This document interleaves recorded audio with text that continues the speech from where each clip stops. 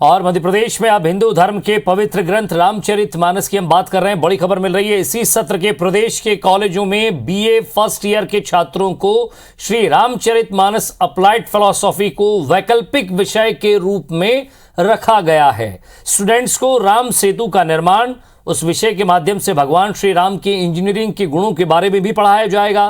प्रदेश के उच्च शिक्षा मंत्री डॉक्टर मोहन यादव ने IBC 24 से बातचीत में कहा कि इन विषयों के जरिए विद्यार्थियों को जीवन मूल्यों के बारे में सिखाने की कोशिश की जाएगी, साथ ही उनके व्यक्तित्व निखारने की ये कोशिश है। उन्होंने कहा कि रामचरितमानस को युवा जब पढ़ेंगे तो मर्यादा पुरुषोत्तम राम की तरह चरित्र का निर्माण होगा, तो अच्छे समाज का निर्माण होगा। इधर कांग्रेस ने बीजेपी पर धर्म के नाम पर समाज को गुमराह करने का आरोप लगाया है। कांग्रेस के नेताओं का कहना है कि यह सरकार RSS के एजेंडे पर चल रही है, जबकि युवाओं को तकनीकी शिक्षा की जरूरत है। वहीं बीजेपी ने रामचरितमानस पढ़ाने के फैसले का स्वागत किया है। प्रदेश के उच्च शिक्षा मंत्री का भगवान राम के रामायण चरित्र में बहुत सारी बातों के साथ साइंस भी है, कला भी है, साहित्य भी है, श्रृंगार भी है।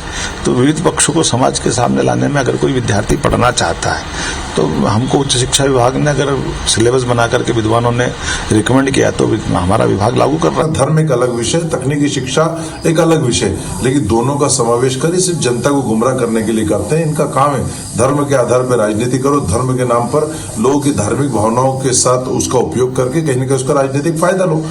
चलिए, तो राम के जीवन से दर्शन मिलेगा, तकनीकी शिक्षा मिलेगी, राम सेतु को लेकर बातचीत होगी, जीवन दर्शन के बारे में उनके पढ़ाया जाएगा और एक अच्छे विद्यार्थी का निर्माण होगा तो एक अच्छे समाज का निर्माण होगा, ये बीजेपी का कहना है।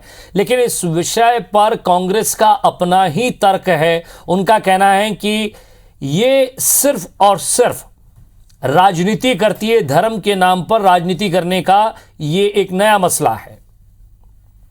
विवेक पटैया हमारे साथ जुड़ गए हैं। विवेक, जब भी धर्म से रिलेटेड किसी पुस्तक का शिक्षा के अंदर बातचीत होती है कि उसे शिक्षा में शामिल किया जाएगा, तब लगातार इस तरह के मुद्दे उठते हैं। कांग्रेस की तरफ से आरोप लगाए जाते हैं कि ये सिर्फ राजनीति हो रही है, एक एजेंडा फिक्स किया जा रहा है।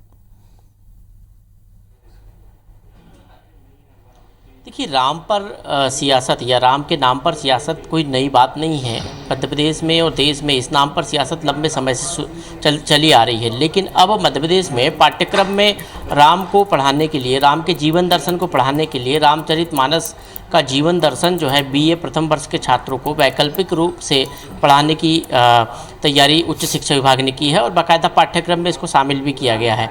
लेकिन इस विषय पर अब कांग्रेस को आपत्ति है। कांग्रेस का यह कहना है कि सभी धर्मों को पढ़ाया जाए और इस वक्त तकनीकी ज्ञान की ज़्यादा ज़रूरत है बच्चों को, न कि धार्मिक ज्ञान की।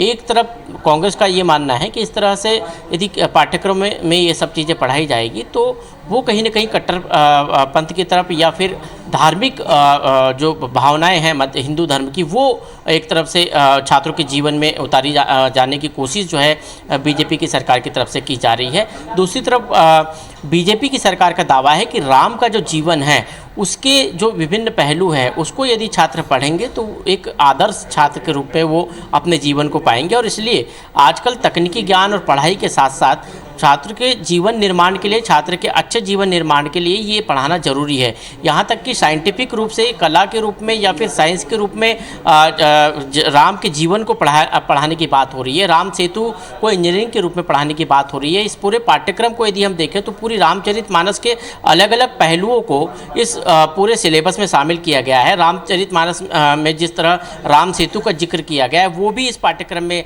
उसका भी जिक्र किया गया है। राम राज्य की जो कल्पना है उसको भी इस पाठ्यक्रम में शामिल किया गया है। तो रामचरितमानस की वो हर अच्छाई जो जीवन में उतारी जा सकती है उसको पाठ्यक्रम में शामिल किया गया है। और पाठ्यक्रम को बनाने वाले विशेष विशेषज्ञ है, शिक्षाविद है, और इसलिए उच्च शिक्षा विभाग ने इसको जो है लागू भी किया है। और आने वाले दिनों में आप देखोगे कि BA प्रथम वर्ष के छात्र ये पढ़ते भी नजर आएंगे। लेकिन कहीं ना कहीं कांग्रेस को इसमें आपत्ति है। कांग्रेस को रामचरितमानस से आपत्ति नहीं, कांग्रेस को इसको पढ़ाए जाने से आपत्ति है कि छात्रों को किस तरह की धार्मिक भावनाओं की तरफ आप ले जा रहे हैं। उनको तकनीकी ज्ञान, साइंस का ज्ञान, विवेक, जब आपको याद होगा होगा, रामनवमी का तमाम जो अवसर था बेरोजगारी और उस अवसर पर एक बहुत बड़ा कटआउट कांग्रेस कार्यालय के बाहर लगा था। कई बार हमने पोस्टर देखे हैं कि राम से और कृष्ण की तुलना करती है कांग्रेस कमलनाथ जी की। सवाल यह है कि जब आप इस विषय को जब समाज के अंदर लेकर जाएंगे, तुलसीदास जी ने जब रामचरितमानस लिखी तो संस्कृत में नहीं लिखी, उन्होंने जनभाषा में लिखी ताकि लोग समझ सकें, उस बात को अपने अंदर उतार सकें, राम के चरित्र को समझ सकें। एक तरफ इनकी पार्टी के बड़े नेता राहुल गांधी जाते हैं, वैष्णो देवी के दर्शन करते हैं, वो कहते हैं मैं कश्मीरी पंडित हूं, कश्मीरी।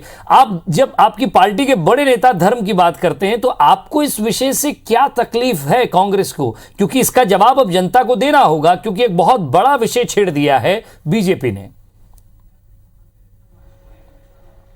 देखिए विजय, विरोध के लिए विरोध करना ये यदि एक पद्धति है कांग्रेस के नेताओं की तो वो एक अलग बात है, लेकिन जिस तरह 2018 के चुनाव में हमने देखा था कि हिंदुत्व की तरफ कांग्रेस आगे बढ़ी थी, पूर्व मुख्यमंत्री कमलनाथ खुद मंदिरों में जो है दर्शन करना और तमाम चीज़ों को उन्होंने उस 2018 के चुनाव में अपनाया भी था और एक अलग छवि बनाने की कोशिश वहाँ पर की गई थी।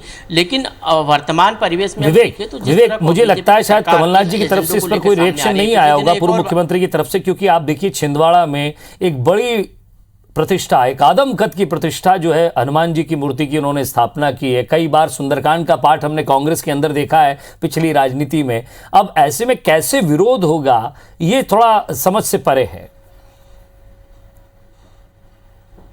देखिए कमलनाथ जी की धार्मिक भावनाओं को लेकर अक्सर जो है वो सामने आई ये बातें कि वो हनुमान के भक्त हैं और लगातार जो है उनकी जो पूजा पाठ करते रहते हैं। उन्होंने खुद एक बड़ी प्रतिमा अपने क्षेत्र छिंदवाड़ा में स्थापित की है, मंदिरों में अक्सर वो जाते हैं।